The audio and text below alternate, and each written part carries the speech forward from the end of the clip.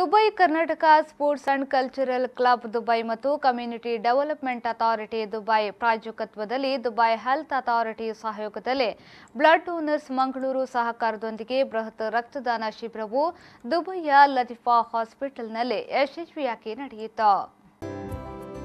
ಕಾರ್ಯಕ್ರಮದ ಅಧ್ಯಕ್ಷತೆಯನ್ನು ವಹಿಸಿದ್ದ ಮೊಹಮ್ಮದ್ ಇಸ್ಮಾಯಿಲ್ ಅವರು ರಕ್ತವನ್ನ ಯಾರಿಂದಲೂ ಉತ್ಪಾದಿಸಲು ಆಗುವುದಿಲ್ಲ, ರಕ್ತದಾನ ಮಾಡುವ ಮೂಲಕವೇ ಒಂದು ಜೀವವನ್ನ ಉಳಿಸಲು ಸಾಧ್ಯ ಹಾಗೂ ರಕ್ತದಾನ ಮಾಡಿದ ಮೇಲೆ ಆಗುವಂತಹ ಲಾಭದಾಯಕ ಅಂಶಗಳನ್ನು ಅವರು ತನ್ನ ಅಧ್ಯಕ್ಷೀಯ ಭಾಷಣದಲ್ಲಿ ರಕ್ತದಾನದ ಮಹತ್ವದ ಕುರಿತು ವಿವರಿಸಿದ್ರು.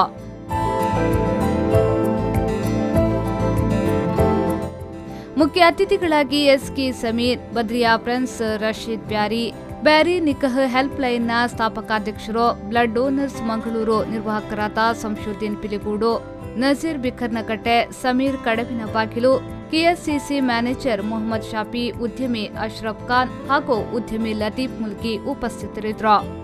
ಇನ್ನು ಶಿಬಿರದಲ್ಲಿ ಸುಮಾರು 135 ರಕ್ತದಾನಿಗಳು ರಕ್ತದಾನವನ್ನ ಮಾಡಿದ್ರು.